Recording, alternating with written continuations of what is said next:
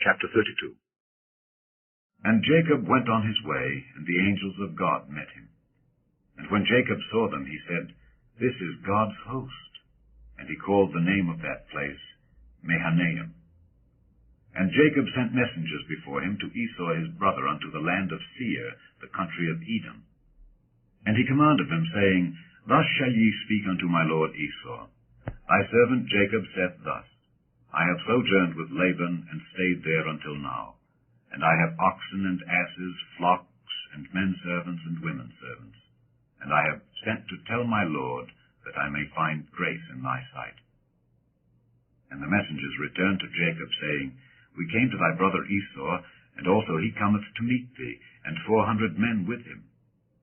Then Jacob was greatly afraid and distressed, and he divided the people that was with him, and the flocks and herds and the camels, into 2 bands, and said, If Esau come to the one company and smite it, then the other company which is left shall escape.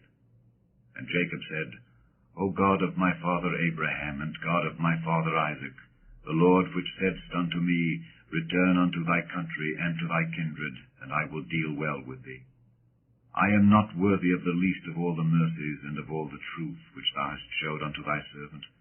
For with my staff I passed over this Jordan, and now I am become 2 bands. Deliver me, I pray thee, from the hand of my brother, from the hand of Esau, for I fear him, lest he will come and smite me and the mother with the children. And thou saidst, I will surely do thee good, and make thy seed as the sand of the sea, which cannot be numbered for multitude. And he lodged there that same night, and took of that which came to his hand a present for Esau his brother, 200 she-goats and 20 he-goats, 200 ewes and 20 rams, 30 milch camels with their colts, 40 kine, and 10 bulls, 20 she-asses, and 10 foals. And he delivered them into the hand of his servants, every drove by themselves, and said unto his servants, Pass over before me, and put a space betwixt drove and drove. And he commanded the foremost, saying, When Esau my brother meeteth thee, and asketh thee, saying, Whose art thou, and whither goest thou, and whose are these before thee? Then thou shalt say, They be thy servant Jacob's. It is a present sent unto my lord Esau. And behold, also he is behind us. And so commanded he the second and the third, and all that followed the drove, saying, On this manner shall ye speak unto Esau when ye find him. And say ye moreover, Behold, thy servant Jacob is behind us. For he said, I will appease him with the present that goeth before me, and afterward I will see his face. Peradventure he will accept of me. So went the present over before him, and himself lodged that night in the company.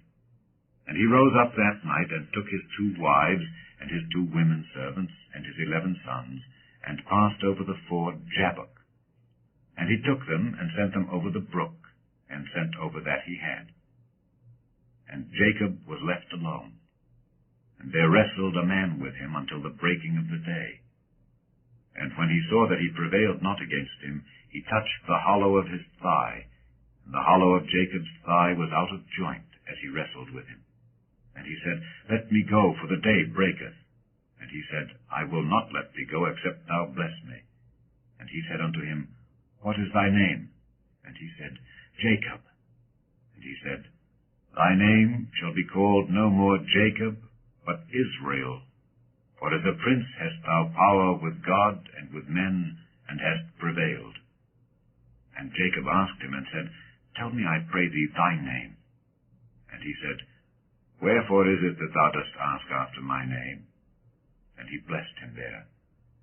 And Jacob called the name of the place Peniel, for I have seen God face to face, and my life is preserved.